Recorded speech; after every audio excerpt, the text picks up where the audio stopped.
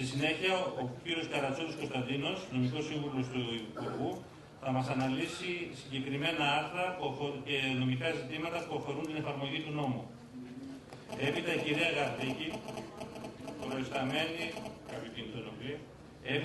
Γαρδίκη, προϊσταμένη του πρώτου τμήματος της Διεύθυνσης Οικοδομικού Πυρολογικού Κανονισμού, συνεπικουρούμενο τους κ. Αλεξιάδη και Καρατσόλη, θα δώσει απαντήσεις σε ερωτήματα συναδέλφων και τεχνικών υπηρεσιών της Κεντρικής Μακεδονίας που έχει συλλέξει και ομαδοποιήσει το ΤΕΤΑΦΚΑΠΑΜΗ.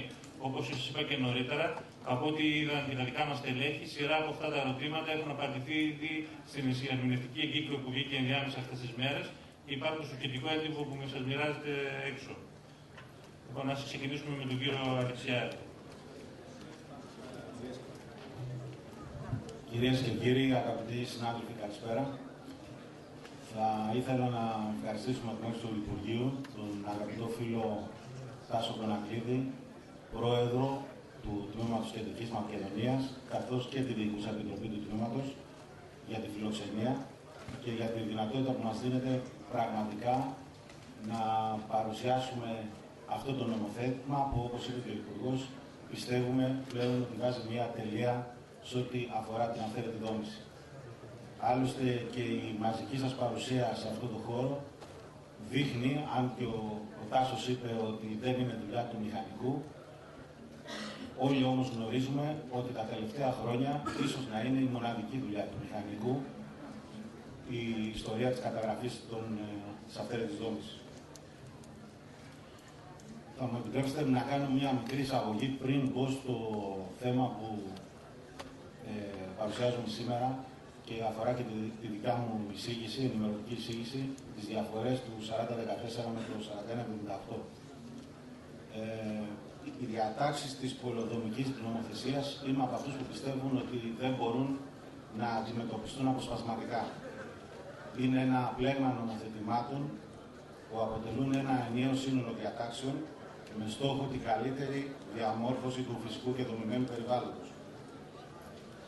Στο Υπουργείο τους τελευταίους 15 μήνες έχουμε τη δυνατότητα πραγματικά αυτό να το δούμε σφαιρικά και συνολικά. Δηλαδή, έχοντας ως βάση την τροποποίηση της διαδικασίας με τον νόμο 4030 της έκδοσης των οικοδομικών αδειών, προχωρώντας στην τροποποίηση στον νέο οικοδομικό κανονισμό, όπου αυτή την περίοδο ολοκληρώνουμε μια επεξεργασία τροποποίηση και βελτιώσεων των διατάξεων του νέου οικοδομικού κανονισμού και επικαιροποίηση του κτηροδομικού κανονισμού, κάτι το οποίο εκκρεμεί περίπου 20 χρόνια και προχωρώντας στη θέσπιση της ηλεκτρονικής ταυτότητας του κτηρίου, η οποία είναι ένα πάγιο αίτημα για εμάς τους παλιούς, ένα πάγιο αίτημα του τεχνικού κόσμου και ιδιαίτερα μια πρώτη του τεχνικού επιμελητηρίου, που για εμάς τους παλιούς ήταν το γνωστό πράσινο κουτί, το οποίο πλέον εξελίσσεται σε ένα ηλεκτρονικό φάκελο που περιέχει όλα τα στοιχεία ενός κτηρίου. Αμέσως την επόμενη εβδομάδα δίνουμε σε δημόσια διαβούλευση τη χωροταξική και πολεοδομική μεταρρύθμιση και ευελπιστούμε ότι αυτό το πλέγμα των νομοθετημάτων ότι θα ολοκληρωθεί τουλάχιστον σε ό,τι αφορά την παρούσα στιγμή της δράσης μας στο Υπουργείο με το θεσμό της Τράπεζας Γης, βασικές αρχές του οποίου παρουσιάστηκαν και στο νόμο 4158. Γιατί τα κάνουμε όλα αυτά? Γιατί θεωρούμε ότι όλο αυτό αποτελεί τη βάση για ένα ολοκληρωμένο σύστημα πληροφοριών και διαχείρισης της γης. Είναι το βασικό εργαλείο για τον αναπτυξιακό σχεδιασμό της χώρας σε τοπικό και περιφερειακό επίπεδο με πρόσημα εφορίας και βιωσιμότητας. Τι προσπαθούμε να πετύχουμε και σε σχέση με το 4178 σε αυτό το πλαίσιο ενίσχυση του αναπτυξιακού σχεδιασμού, στο οποίο θεωρούμε ότι εντάσσεται και ο νέος νόμος. Και επιχειρείται μέσω και αυτού του νόμου να γίνει καθορισμός των θεσμικών γραμμών προς όφελος βασικά της προστασίας του περιβάλλοντος. Έτσι, ενισχύεται και θωρακίζεται θεσμικά η κόκκινη γραμμή με αεροφωτογραφίες του Ιουλίου του 2011. Θα σας πω λίγο αργότερα πώς θα γίνει αυτό. Γίνεται κωδικοποίηση της νομοθεσίας περί αφαιρέτων σε ένα ενιαίο κείμενο. θωρακίζονται νομικά οι νέες διατάξεις. Εισάγονται διαφανείς και σύντομες διαδικασίες. Δίνεται ευκαιρία σε όλους τους πολίτες να τακτοποιήσουν τις εκκρεμότητες του παρελθόντος.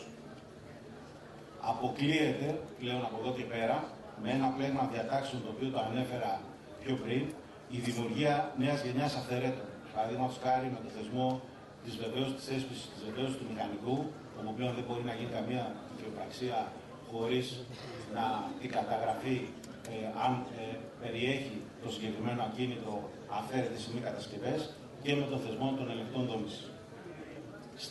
Σημείο κλειδί στην κατανόηση αναγκαιότητας των ρυθμίσεων αυτών είναι το ότι δεν μπορεί να υπάρξει ουσιαστικός σχεδιασμός για την αναπτυξιακή πορεία της χώρας αν δεν υπάρχει ολοκληρωμένη εικόνα του δομημένου χώρου.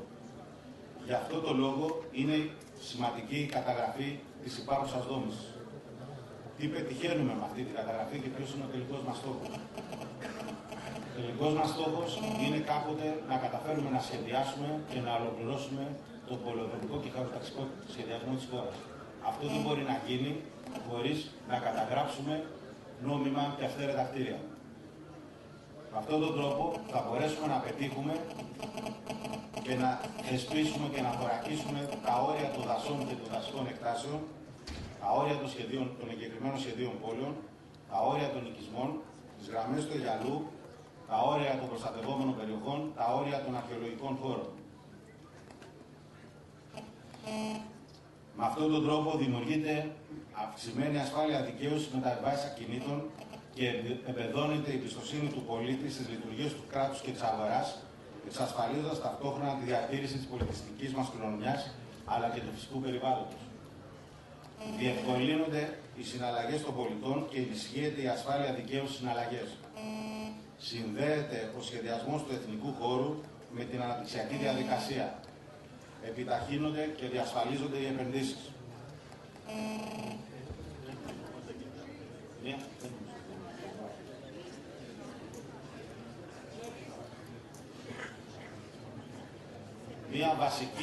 Μία βασική τομή του νέου νόμου είναι το ότι δίνει νόημα πλέον στο περιβαλλοντικό ισοζύγιο.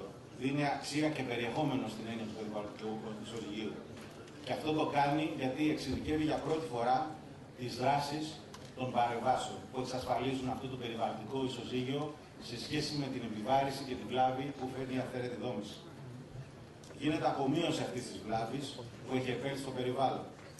Τα χρήματα των προστίμων θα χρηματοδοτούν το δημόσιο χώρο με καθορισμένες δράσεις με ένα νέο σαφή, δίκαιο και αντικειμενικό τρόπο με γνώμονα την προστασία του περιβάλλοντος. Εδώ ίσως είναι και μια ειδοποιώς διαφορά σε σχέση με το 4014. Ότι θα το έχετε δει, ότι δεν υπάρχει σαφής αναφορά σε ένα ποσοστό επί των προστίμων το οποίο αποδίδεται στο πράσινο ταμείο.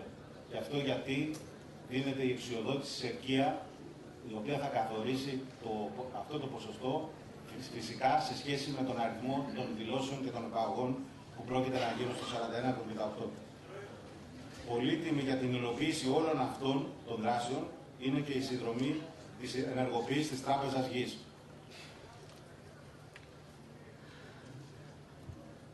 Ποιες είναι οι διαφορές? Από πολύ νωρίς, όπως και εσείς, είχαμε εντοπίσει τις αδυναμίες του 4014. Το γεγονός και μόνο ότι οι διατάξεις που αφορούσαν την αυθαίρετη δόμηση ήταν 2 άρθρα στο 4014 και μετά από εκεί και πέρα θεσπίστηκαν 35 τροπολογίες και βασίστηκε ο νόμος επίσης και σε περίπου 100 ερωταπαντήσεις, καταδεικνύει την αναγκαιότητα, τουλάχιστον καταρχάς, να υπάρξει ένα ενοποιημένο και ένα ολοκληρωμένο, κωδικοποιημένο πλέον νομοσχέδιο. Αυτό είναι και το πρώτο που θεωρούμε ότι καταφέραμε με τον νόμο 41-78. Να έχει στα χέρια του κάποιος όλη την κωδικοποίηση, και ο μηχανικός και ο πολίτης, όλη την κωδικοποίηση των διατάξεων που αφορούν την αυθαίρετη δόμηση. Επίσης θεωρούμε ότι ο νέος αυτός νόμος αποτελεί και ένα εξελικτικό βήμα προς την ταυτότητα του κτηρίου. με τη λογική ότι η ταυτότητα κάθε ακινήτου πρέπει να είναι σαφώς προσδιορισμένη, απαιτείται εν τέλει ένα αναβαθμισμένο επίπεδο ευθύνης και τεχνογνωσίας από την πλευρά του μηχανικού. Άλλη μία τομή είναι ότι δημιουργείται ένα ενιαίο αρχείο όλης της επικράτειας με αεροφωτογραφίες πάνω στην ημερομηνία 28 Εβδόμου του 2011. Πώς θα γίνει αυτό? Αυτό θα γίνει επικαιροποιώντας το πληροφοριακό σύστημα του Τεχνικού Επιμελητηρίου, δηλαδή αυτό το υπόβαθρο των ορθοφωτοχαρτών που σήμερα χρησιμοποιούμε όλοι για τον εντοπισμό του ακινήτου. Σταδιακά μέσα στο 2014 όλο αυτό το αρχείο θα επικαιροποιηθεί, ώστε αυτές οι φωτογραφίες που η επεξεργασία των οποίων είναι το αποτέλεσμα των χαρτών, των ορθοφωτοχαρτών, θα είναι με ημερομηνία Ιουλίου του 2011. Γιατί σήμερα, στο πληροφοριακό αυτό σύστημα, από τότε που θεσπίστηκε το 4014, αυτές οι εικόνες για κάποιες περιοχές της χώρας έχουν μεν αναφορά στο 2011, άλλες όμως περιοχές της χώρας έχουν αναφορά στο 2008. Με αποτέλεσμα και αυτό να είναι μια στρέβλωση καταρχάς της νομοθεσίας, χωρίς να θέλω να αναλύσω, γιατί όλοι το καταλαβαίνετε από εκεί και πέρα, την ευθύνη, τα προβλήματα και την ταλαιπωρία και του μηχανικού και του πολίτη για να αποδείξει με δημόσια έγγραφα, να αποδείξει το χρόνο κατασκευής του κτηρίου, ειδικά όταν είναι εκεί στο μετέγμιο του καλοκαιριού του 2011 που θεσπίζει ο νόμος. Με αυτόν τον τρόπο που σας ανέφερα, το οποίο το πετυχαίνουμε με συνεργασία με το Υπουργείο Αγροτικής Ανάπτυξης, όπου αντίστοιχα και εκεί τρέχει ένα πρόγραμμα επικαιροποίησης από τον ΟΠΕΚΕΠΕ, επικαιροποίησης της αγροτικής γης για το 2011, σε συνεργασία επομένως με το Υπουργείο Αγροτικής Ανάπτυξης, θα πετύχουμε ακριβώς αυτή τη διάφανη, κρυστάλλινη διαδικασία, ώστε να μπορεί και η διοίκηση να ελέγξει με αντικειμενικό και δίκαιο τρόπο τα στοιχεία της δήλωσης. Επίσης, εισάγονται διαδικασίες που μειώνουν το χρόνο που απαιτείται τόσο από τον πολίτη, όσο και από τις αρμόδιες υπηρεσίες για την υπαγωγή.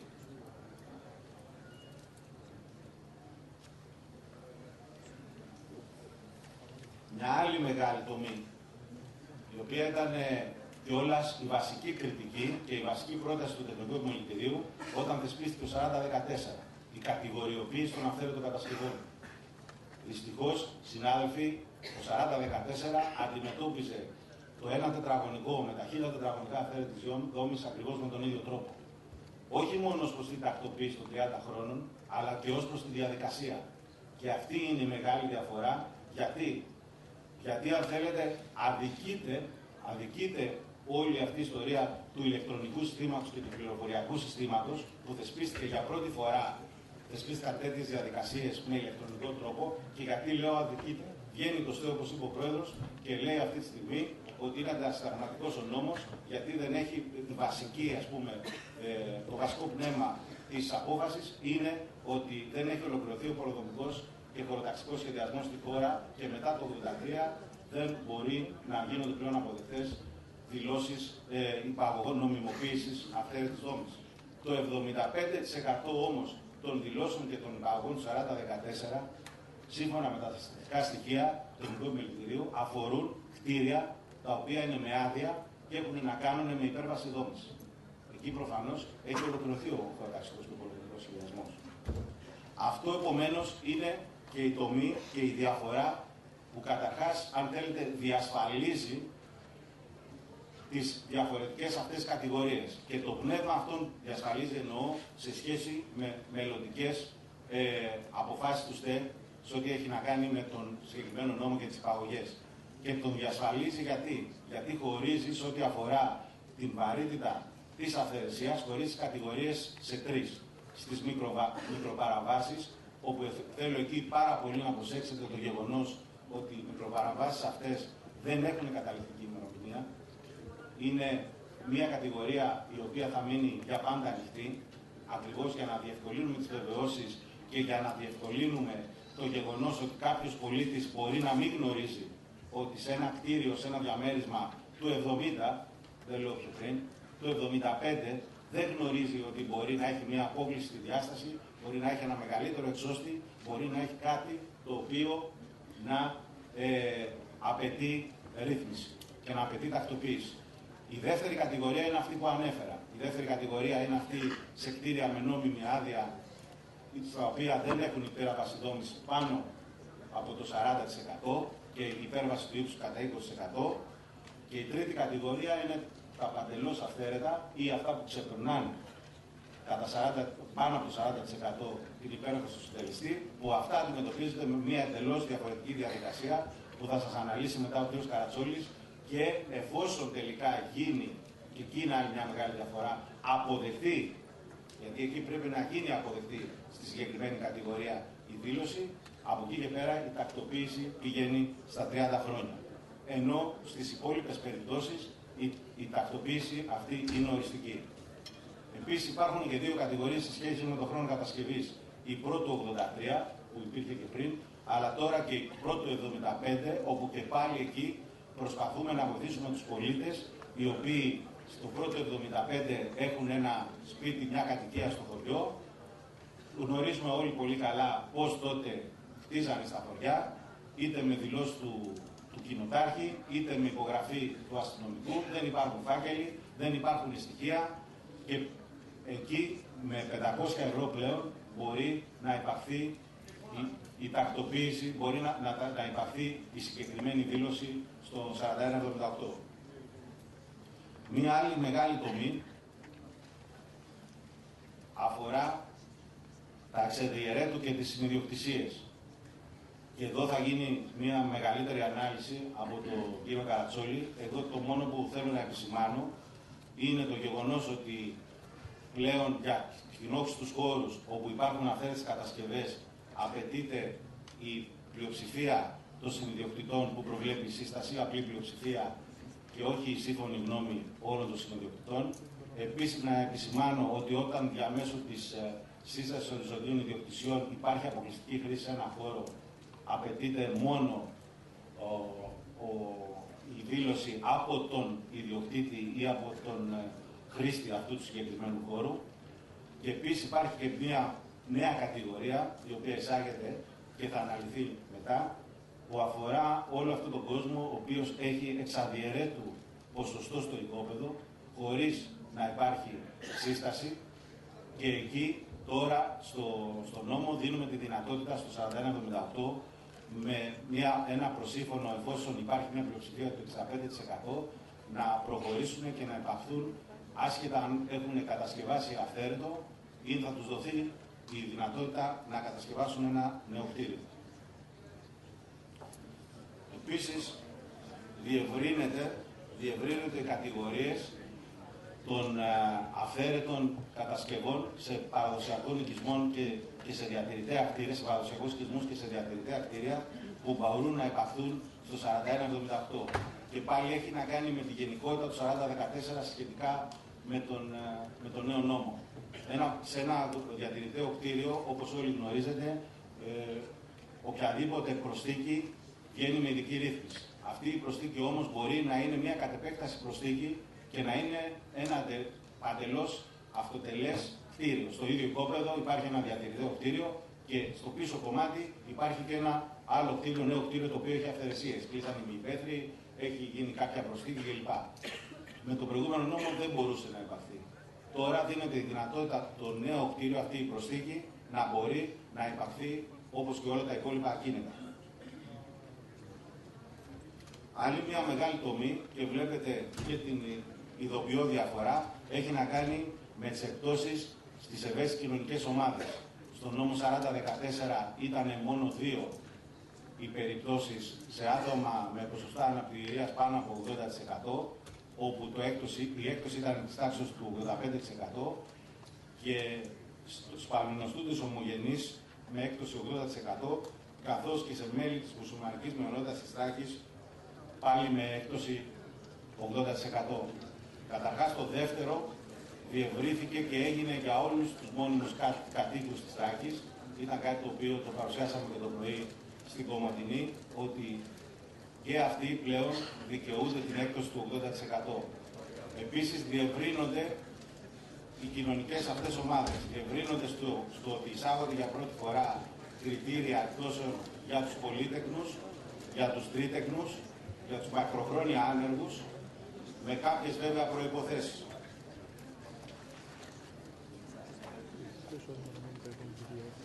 Υπάρχει και μία αναπτυξιακή διάσταση. Υπάρχει και μία αναπτυξιακή διάσταση. Συγγνώμη. Πρώτα, το θέμα των δόσεων. Επίσης, μία ακόμα τομή είναι ο αριθμός των δόσεων.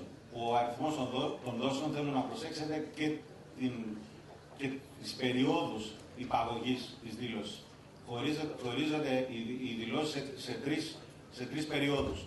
3 εξάμηνα. Το πρώτο εξάμηνο, στο οποίο η δυνατότητα των δόσεων φτάνει τις 102, με ελάχιστη δόση βέβαια 50 ευρώ. Στο δεύτερο εξάμηνο είναι 84 μήνες και στο τρίτο εξάμηνο είναι 60 μήνες. Όταν αντίστοιχα στο 40-14 οι περισσότερες δόσεις ήταν 48 δόσεις. Αυτές εδώ οι δόσεις ισχύουν μέχρι την τελευταία ημερομηνία, την τελευταία ημέρα λήξης του κάθε εξαμήνου. Επίσης εδώ υπάρχει και μία αναπτυξιακή, αν θέλετε, διάσταση σε αυτό το νομοσχέδιο που έχει να κάνει με την καταβολή του 30% του προστίμου.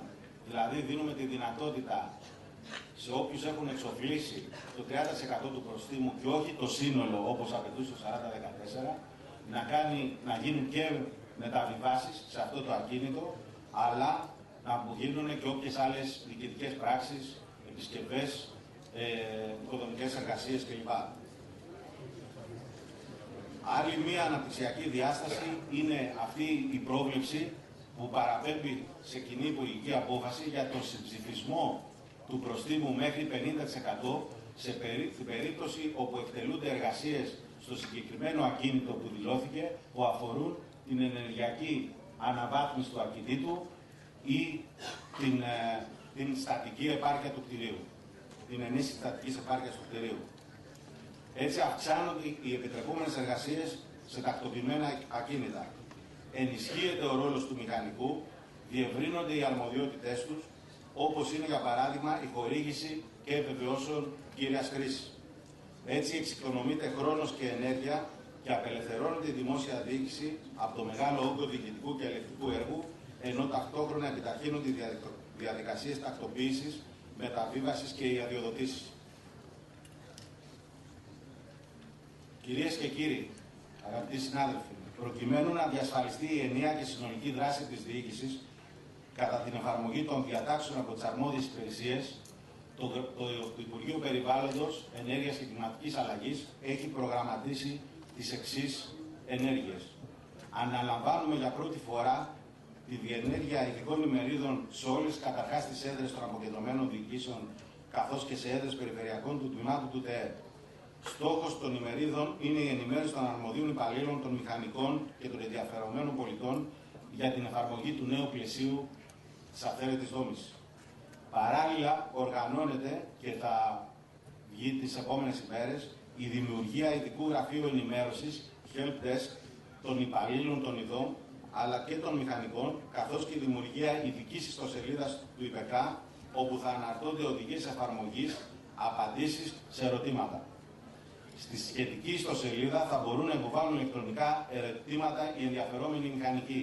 Και αυτό που θα κάνουμε είναι θα γκρουπάρουμε αναάρθρο ή ανακατηγορία, αν θέλετε, όλες αυτές τις ερωτήσεις, ώστε να υπάρχουν και αντίστοιχες απαντήσεις. Και έτσι κάποιος να μπορεί να ενημερωθεί από αυτή την ιστοσελίδα και μπορεί να έχει καλυφθεί διαβάζοντας μία απάντηση σε ένα αντίστοιχο ερώτημα. Στόχος, όπως είπε και ο Υπουργός, είναι για πρώτη φορά το Υπουργείο να αναλάβει ένα πραγματικό ρόλο συντονισμού και ενημέρωση των υπηρεσιών, ώστε να οδηγηθούμε με πράξεις στην ορθή εφαρμογή των κανόνων και στη χρηστή διοίκηση που όλοι επιθυμούμε. Σας ευχαριστώ πολύ.